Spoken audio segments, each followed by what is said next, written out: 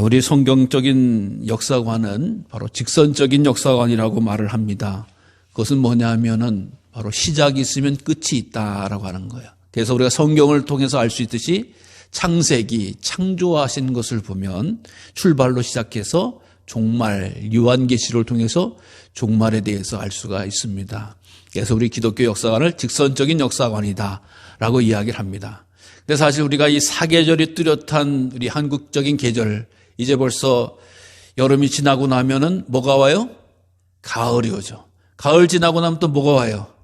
겨울이 오고, 겨울 지나고 나면 봄이 와요. 봄이 오면은 또 지나고 나면 여름이 오고. 그래서 마치 이렇게 굴레바퀴처럼 도는 그런 사계절을 통해서 우리는 돌아가는, 그래서 또 다음 계절이 온다라고 생각을 합니다. 근데 성경은 그것이 아니에요. 또 다음 계절이 오는 게 아니다.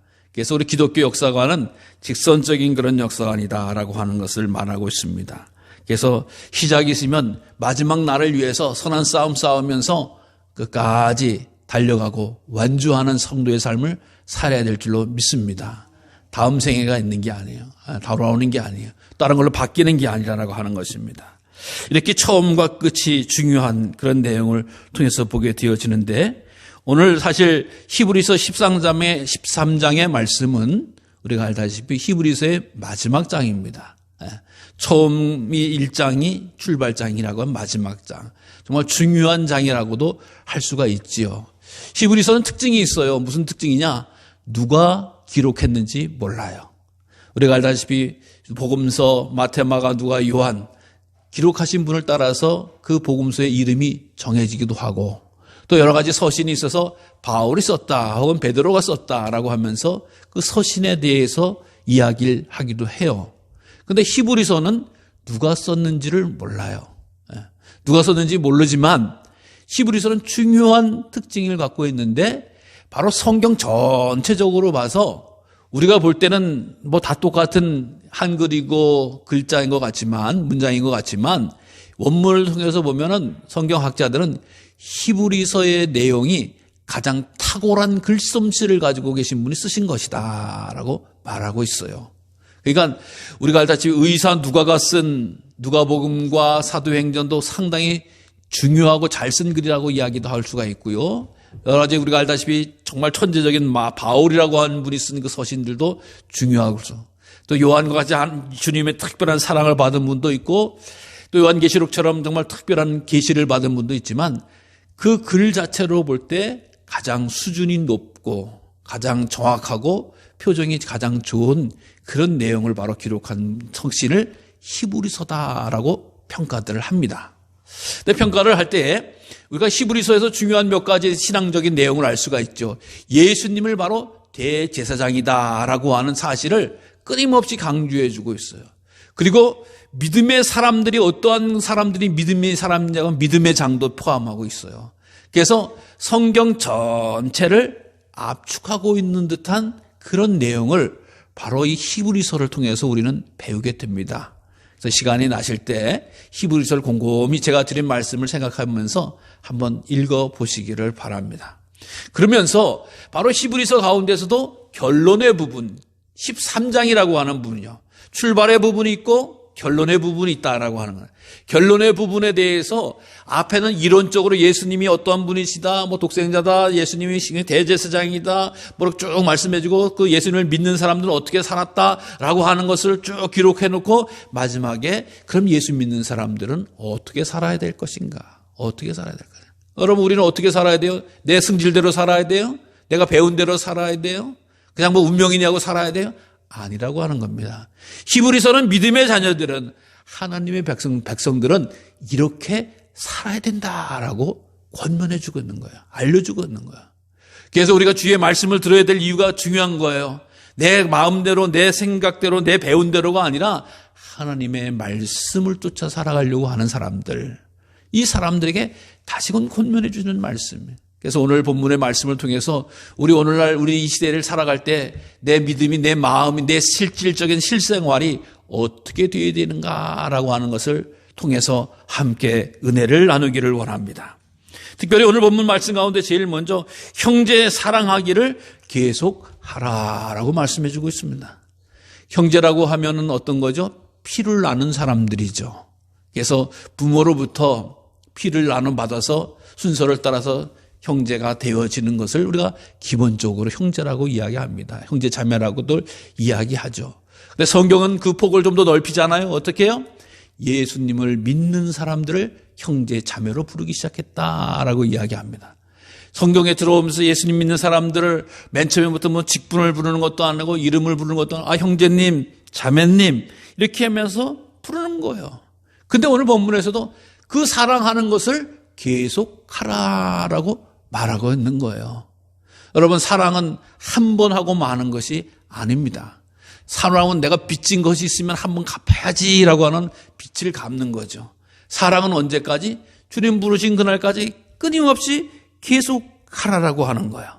그래서 예수님께서도 내가 새 계명을 너에게 주노니 서로 사랑하라 라고 하는 계명을 말씀해 주고 있고요.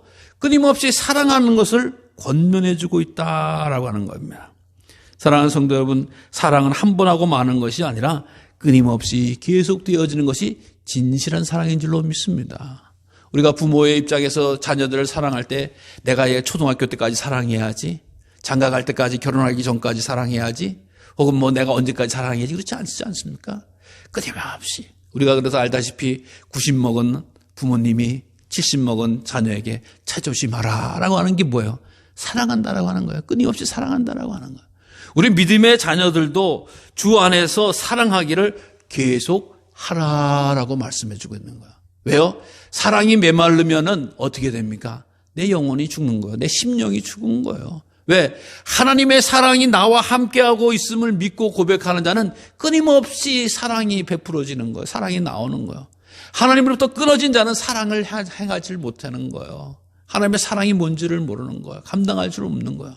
그래서 주님, 내 삶에, 내 손길에, 내 인생에 사랑이 그쳐지기를 원치 않습니다. 끊임없이 이어질 수 있도록 해주세요. 하나님, 사랑의 언어가, 사랑의 손길이, 사랑의 발자취가 끊임없이 이루어지기를 소망하시기를 바랍니다. 특히 주의 형제 자매들에게 끊임없이 사랑하라라고 하는 거예요. 사랑이 꼭 물질적인 것만이 아니죠. 심령적인 것도 있고 관심도 있고 여러 가지 방법으로 있습니다. 그래서 이 성경은 이 주의 성도들 가운데서 사랑의 교제가 이루어지기를 소망하고 있는 것이에요. 네, 사랑하고. 여러분만 저를 사랑해야 됩니까? 저도 여러분을 사랑해야 돼. 여러분도 서로 사랑해야 된다고 하는 거예요. 끊임없이 계속 이루어지는 역사가. 그래서 주님 앞에 갈 때까지, 주님 오시는 그날까지 이 사랑의 수고가 계속 되어지길 위해서 기도하시고 우리 교회가 사랑으로 충만한 교회가 되기를 간절히 주님의 이름으로 축원합니다. 또 뿐만 아니라 손님 대접하기를 잊지 말라. 이로써 부지 중에 천사들을 대접한 이들이 있었느니라. 손님 대접하기를. 여러분, 이 손님 대접하기를 부지런히 잊지 말라. 천사를 대접했던 아브라함에 관한 이야기죠. 아브라함이 99세 때에 그 천사들을 영접하고 했던 이야기 제가 설교 말씀을 드렸지 않습니까? 근데 손님 대접하기를 잊지 말라. 자, 이제 형제는 우리 기독교인들, 성도들 까지 사랑하는데 또 폭을 넓혀주는 거예요. 손님, 즉 나그네라고 하는 표현을 씁니다. 나그네 대접하기를 잊지 말라라고 하는 나그네. 여러분, 나그네는 외로운 인생이죠.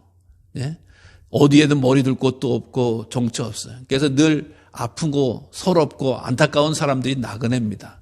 근데 성경은 구약에서부터 나그네를 절대 외면하지 말라고 계속 강조하고 있어요. 왜요? 너희도 애굽에서 나그네였다라고 이야기해. 나그네였다. 즉 어디에 뜻과 마음을 두고 정쳐 살아가는 것이 아니라 그냥 늘 떠돌이 같은 삶이었다. 그리고 성경은 또 뿐만 아니라 우리 인생을 나그네와도 같이 비유를 합니다. 왜 그렇습니까? 우리가 살다가 돌아갈 본향으로 가는 거지 강화에서 천년 만년 사는 사람 아무도 없다는 거예요. 대한민국에서 천년 만년 사는 사람 없다는 거예요. 지구에서 천년 만년 사는 사람 없다는 거예요. 다 돌아갈 곳이 있는 나그네. 여기서 살도록 허락해 주신 건 그 기간 동안만 살다 가는 거다라고 하는 거예요. 그러니까 나그네라고 하는 사람들을 대접하는 것을 잊지 말라라고 이야기하는 거예요. 즉 식구뿐만 아니라 형제뿐만 아니라 살부치뿐만 아니라 나그네 대접하기를 잊지 말라. 여러분, 우리나라에도 옛날에 나그네 대접하는 풍속이 있었잖아요. 그게 뭐예요? 끼니 때가 돼가지고 어디 여행을 하고 있어요. 혹은 가는 길 가다가 끼니 때가 되면은 밥 먹는 집에 지나가게 되어지면 밥 먹는 사람이 뭐래요? 아유, 저 사람 가니까 몰래 먹어야지. 이거 놀부심보죠. 우리가 먹다 보면 뭐래요? 아, 여보세요? 식사하셨어요? 아는 사람이 아니에요. 모르는 사람도. 아니, 때가 됐으니까 물어보는 거예요. 아니, 식사 아직 못 됐습니다. 그럼 그냥 이리 와서 밥 한 자락 드시고 가세요. 차린 건 없지만. 그래가지고 밥을 나누는 게 우리나라에도 풍속이었어요. 언제 우리가 다니면서 뭐 식당을 예약해놓고 가고 도시락을 싸고 다니는 게 어디 있었어요. 옛날에 그런 여유도 없었죠. 그냥 지나가는 사람 만나면 같이 먹고 그냥 돌아보려기도 하고, 또 우리 집 애들도 놀다가 때로 친구네 뭐 가서 밥 먹고 오고 그런 거지. 요즘에 서로 폐가 될까 뭐 이런 신경 많이 써서 절대 그런 일이 별로 없어졌습니다만 사실은 그런 거 아니겠어요? 성경도 마찬가지라고 하는 거야. 뭐 같은 혈육이라고, 같은 뭐 친구라고, 뭐 같은 뭐 사람이라는 게 아니라 나그네는 이름도 몰라, 출생도 몰라, 고향도 몰라. 그냥 지나가는 사람 밥 먹여주라는 거예요. 대접해주라는 거예요. 그러면서 성경을 항상 그러다가 천사를 대접한 아브라함을 생각해 보라고 하는 거야. 그래서 무시하지 말라, 표현하지 말라라고 하는 이야기를 하는 겁니다. 여러분, 그러면서 이 나그네 대접을 특별히 강조한 것은 이 당시에 복음을 믿다가, 예수님을 믿다가 쫓겨나는 사람들이 많았어요. 그래서 자기 집을, 자기 고향을, 자기 정처 없이 떠나가야 되는 사람들이에요. 그러니까 이 나그네 가운데서도 주의 형제 자매가 있다라고 하는, 예수님 믿다가 핍박받아서 쫓겨다니는 사람들이 있다는 거예요. 그들을 대접하는 게 얼마나 하나님이 기뻐하시겠냐라고 하는 것이죠. 그러니까 나그네 대접하는 것을 이상하게 여기지 마라. 무시하지 말고 내쫓지 말고 동네에서 잘 품어라라고 하는 거예요. 예수님도 그 말씀을 일찍 하셨어요. 야, 친척끼리만, 같은 사람들끼리만, 같은 지위의 동네 사람들끼리만 먹고 나시면 그건 이방인들도 그렇게 한다. 니들이 저주하는, 짐승처럼 여기는 이방인들도 끼리끼리 형제 자매 친척 일가 친척은 다 먹고 마시는데 믿음의 자녀들은 그것을 넘어서 감당해야 된다라고 하는 이야기를 하고 있습니다. 여러분, 나그네를 대접할 줄 아는 사람들이 믿음의 사람인 거예요. 신앙인들인 거예요. 왜? 그에게 내가 돌아올 것이 있어서 하는 게 아니에요. 그냥 주님의 사랑으로 굶주린 사람을 불쌍히 여겨서 나누는 그런 일들을 감당했다라고 하는 거예요. 우리가 세상의 빛과 소금이라고 주님은 말씀해 주셨습니다. 빛과 소금은 어두운 데 가서 밝힌다라고 하는 게 아니에요. 맛없는 데서 만나 사람 사이에 필요한 곳에 힘이 되어지고 어두운 곳에 위로가 되어주는 것이 빛과 소금이 된다라고 하는 것이지, 우리가 무슨 뭐 불을 켜고 다닙니까? 얼굴에 광채를 나고 다닙니까? 얼굴에 소금을 찍어 바르고 다닙니까? 그것이 아니라고 하는 거야. 사람 살게끔 도와주고 사람 살게끔 격려해주는 이런 삶을 살으라고 말씀해주고 있다라고 하는 거예요.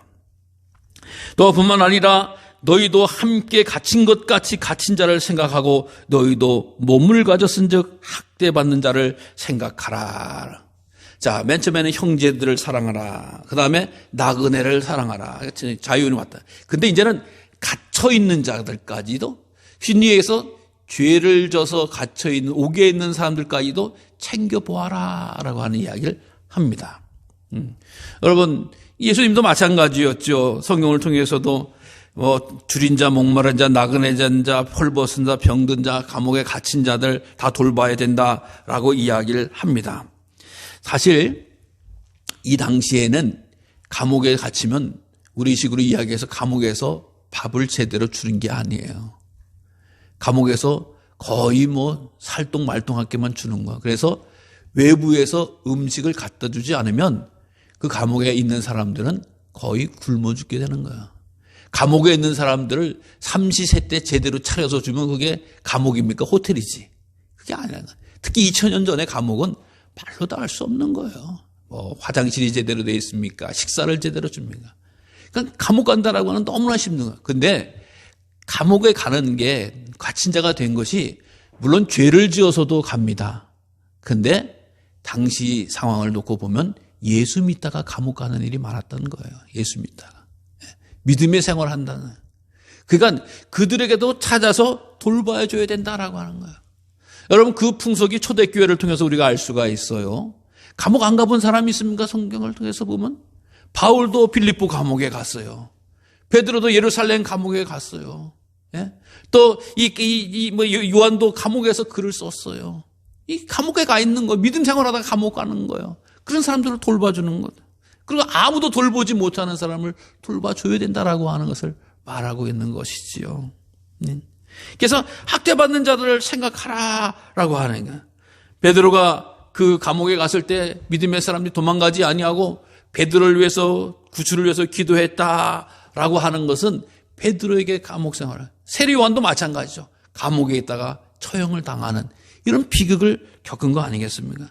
그러니까 그들을 학대받는 자들을 생각하고 그들을 돌보아라라고 이야기하는 거예요.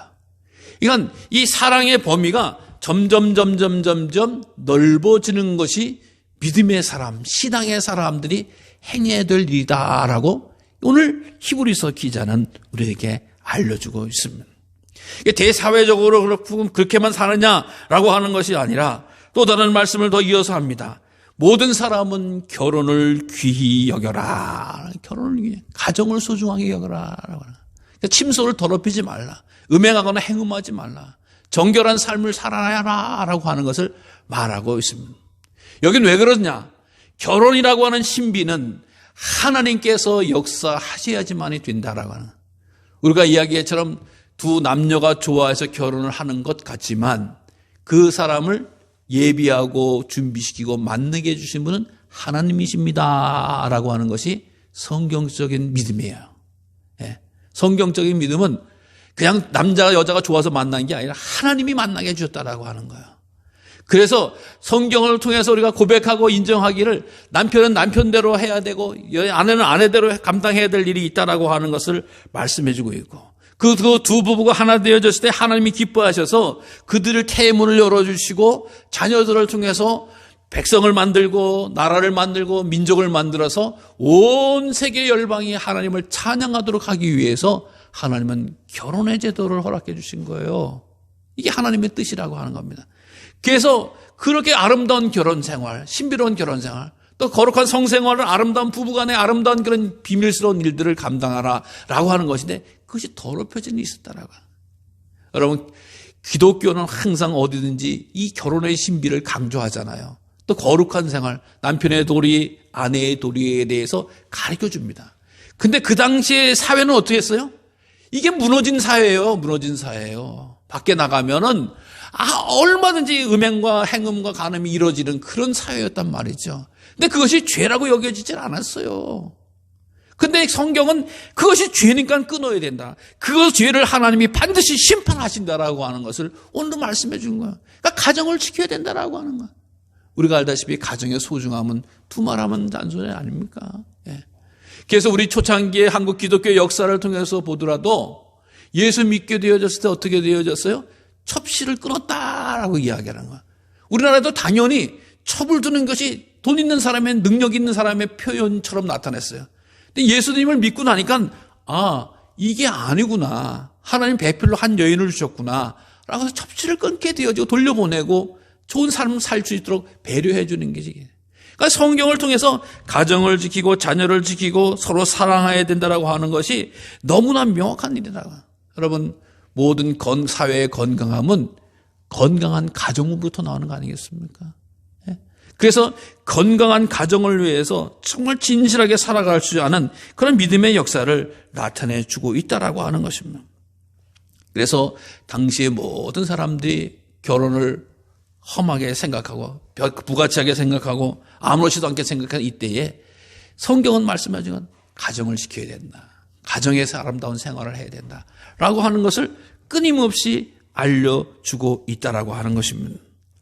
그래서 이 성경을 통해서도 우리가 너무나 귀하게 여기는 하나님은 우리 가정의 남편이 되신다. 교회의 남편이 되신다. 교회는 우리의 신부가 되신다. 하나님은 성도의 남편이 되신다. 라고 하면서 아름다운 그 과정을 이야기하고 있고요. 아가서를 통해서 솔로몬과 술람미 여인의 아름다운 그런 사랑은 정말 숭고하고 아름다운 사랑은 정말 그 인생을 복되게 하고 풍성하게 하는 그런 재료로서 우리에게 알려주고 있다라고 하는 거예요. 그래서 슐라미 여인은 뭐라고 이야기하느냐라고 하면 이 야가서를 통해서 보면 아내는 백합화 같다, 향기 나는 여인 것 같다라고. 또 이 남편은 사과나무 같다, 결실이 있고 그늘이 있고 열매가 있는 그런 삶을 살아가게 하는 남편이다라고 서로 존중하고 서로 향기롭고 아름다운 관계를 맺어서 살아가라고 성경은 알려주고 있다라고 하는 것이에요. 그래서 이 가정을 지키고 가정 속에서 믿음의 생활을 하는 것이 귀한 것이다라고 하는 것을 끊임없이 알려주고 있습니다. 또 마지막으로 돈을 사랑하지 말고 있는 바를 족한 줄로 알라. 돈을 사랑하지 말라. 성경은 어느 시대든지 돈에 대해서 가르쳐주고 있습니다. 왜요? 이 돈이 없으면, 돈에 대해서 잘못 들어가면 황금 만능주의, 물신 사상에 들어가게 되어지는 거예요. 돈이 필요합니다. 꼭 중요합니다. 잘 써야 됩니다. 근데 돈을 사랑하기 시작하는 순간 인생이 초라해지기 시작을 하는 거예요. 여러분, 기독교만큼 이 물질 세계를 강조하는 것이 없어요. 우리 기독교가 세계 어느 곳에 들었지가 않다네. 기독교가 들어간 나라는 잘 살게 되어져 있습니다. 왜? 돈을 사랑해서 그렇게 돼요? 아니죠. 하나님이 물질의 복을 주시기 때문입니다. 물질의 복을 왜 주십니까? 돈을 사랑하지 아니하고 그 물질을 통해서 하나님의 영광을 드러내기 위해서 힘쓰기 때문이에요. 부지런히 일해서 이거 내가 땀 흘린 건 다 내 겁니다라고 생각하는 것이 기독교적인 가치관이 아니라고 하는 거예요. 땀 흘려 수고하고 애쓸 때에 하나님께서 내게 복을 주셨습니다. 이 물질을 통해서 하나님께 영광을 돌리겠습니다 라고 하는 마음, 이 생각들을 끊임없이 훈련시키는 거예요. 그래서 우리가 11조 드리고 물질을 드리고 또 시간마다 예물을 드리는 게 하나님 영광을 위해서 쓰임받는 물질 되면 하나님께서 반드시 또 큰 물질을 또 주시고 그걸 통해서 하나님의 영광을 이룰 수 있다라고 하는 그런 확신과 체험이 있기 때문에 가능한 일이라고 하는 거예요. 근데 세상 사람들은 돈을 사랑한다는 거예요. 돈을 사랑한다는 거예요. 돈이면 최고다, 돈이 힘이다, 돈이 권력이다, 돈이 모든 걸 할 수 있다라고 하는 거예요. 그러면 어떻게 돼요? 하나님이 보이질 않는 거예요. 돈이 최고인데 하나님이 보여요? 돈이 힘인데 하나님이 보여요? 하나님 보이지 않더라고 하는 거예요. 그럼 뭐예요? 돈이 우상이 되어지고 돈이 신이 되어지는 거예요. 주인이 되어지는 거예요. 그런 삶을 살아가는 경우가 얼마나 많은지 알 수가 없습니다. 사랑하는 성도님, 돈은 사랑해야 될 것이 아니라 어떻게 돼요? 사용해야 된다라고 이야기하지 않습니까? 하나님을 사랑하고 돈은 사용하는 권세를 누려야 된다라고 하는 거예요. 그래야지 하나님께서 주시는 물질의 복을 받을 수 있게 되어진다라고 하는 것입니다. 여러분, 세상에 많은 사람들이 돈을 쫓아다녔지만 그 돈을 통해서 어떻게 되어졌습니까? 절대적으로 돈을 통해서만 행복을 누리고 또 기쁨을 누린 사람이 아무도 없다라고 하는 거예요. 동서양을 막론하고 큰 돈을 한꺼번에 얻은 사람들, 횡재를 했던 사람들, 가정 망가지죠. 인생 망가지죠. 못 망가지는 결론을 누구든 다 보여주고 있다라고 하는 것입니다. 결코 돈은 사랑해야 될 것이 아니라 그 돈을 통해서 하나님을 영광을 돌리고, 근데 돈을 왜 이렇게 사랑하는가라고 하는 걸 봤더니 족한 줄을 모르는 거예요. 내게 있는 것이 족한 줄을 모르는 거예요. 그래서 하나님, 내게 주신 것에 대해서 감사함을 잃어버릴 때 물질을 쫓아가는구나 라고 하는 거예요. 또 어떤 때 이 돈을 사랑하느냐라고 하는 건 미래에 대해서 너무 불안전한 불만, 불안전하는 거야. 불안전하는 거야. 주님, 내가 미래에 하나님께서 내게 먹을 것을, 입을 것을 채워주실 줄로 믿습니다. 그래서 미래에 대한 지나친 두려움이 잡혀졌을 때에 이 물질을 사랑할 수밖에 없다라고 하는 거야. 하나님께서 내게 먹을 것을 주시리라. 내게 입을 것을 주시리라. 내게 채울 것을 주시리라. 그래서 우리가 주기도문처럼 내게 일용할 양식을 주시옵고 라고 소원하는 거 아니겠습니까? 사랑하는 성도 여러분, 근심, 걱정, 염려한다고 그것이 어떻게 되는 것도 아니지 않습니까? 그냥 끊임없이 이 일을 감당하게 되어진다라고 하는 거예요. 오늘도 우리의 삶 가운데서 물질에 잡혀져서 우상으로 빠지는 것이 아니라 경건하게 믿음을, 돈을 사랑하는 것에 벗어나서 믿음을 지킬 수 있는 우리 성도님들 되시기를 바랍니다. 바로 2000년 전에 히브리서를 받아보는 백성들에게 이 일을 가르쳐줬다라고 하는 거예요. 여러분, 그러나 이 말씀이 2000년 전의 말씀으로 머무르는 겁니까? 아니라고 하는 거예요. 오늘도 생생하게 똑같이 오늘 우리들의 삶 가운데, 우리 주변의 삶 가운데 벌어지고 있는 삶이라고 하는 거예요. 이 말씀을 예수님께서 끊임없이 해주신 것은 왜요? 어제나 오늘이나 영원토록 동일한 삶이기 때문에, 진리의 말씀이기 때문이었다는 거예요. 우리 믿음의 자녀들은 반드시 이것을 기억하고 지켜서 행하는 것이 복되고 거룩한 일이라고 하는 거예요. 우리가 아무리 찬란하고 정말 귀한 제사를 드렸다고 하나님이 받으시는 것이 아니라 당연히 찬송하고 예배하는 것은 당연하지만 사랑의 행위를 통해서 하나님이 기쁨으로 받으신다라고 하는 것을 우리에게 알아라라고 하는 겁니다. 여러분, 우리 인생을 어떻게 살아야 돼요? 내 마음대로 살아야 돼요? 내 고집대로 살아야 돼요? 내가 배운 대로 살아야 돼요? 아니에요. 하나님의 말씀에 따라 살아야 될 줄로 믿으시기를 바랍니다. 우리가 어떻게 살아가야 될지, 어떤 방법을 살아가는 것이 하나님이 기뻐하시는지 오늘도 구체적으로 말씀해 주시고 가르쳐 주시고 인도해 주신다는 사실을 반드시 기억하시기 바랍니다.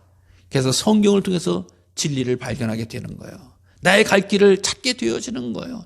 나의 부족함을 채우게 되어지고 나의 연약함을 깨닫게 되어지는 것입니다. 오늘도 주신 말씀을 통해서 내 삶의 거룩한 변화를 통해서 사랑의 아름다운 행실을 통해서 하나님을 기쁘시게 해드리는 성도님들 되시기 바랍니다. 여러분, 우리의 삶이 하나님을 기쁘시게 해드리면 되는 거 아니겠어요? 우리의 삶을 누가 받으시는 거예요? 결국에는 하나님이 마침내 받으실 줄로 믿습니다. 찬란한 천국의 주인으로 우리를 인도하게 되시는 줄로 믿으시기를 바랍니다. 끊임없이 하나님의 기쁨을 생각하시기 바랍니다. 결단하시기 바랍니다. 따라가시길 바랍니다. 순종하시기를 바랍니다. 그럴 때 내 인생이 가장 값지고 복되다고 한 사실을 늘 기억하시면서 주님께 영광과 찬송을 돌릴 수 있는 우리 모두가 되어지기를 간절히 주님의 이름으로 축원합니다. 기도하겠습니다.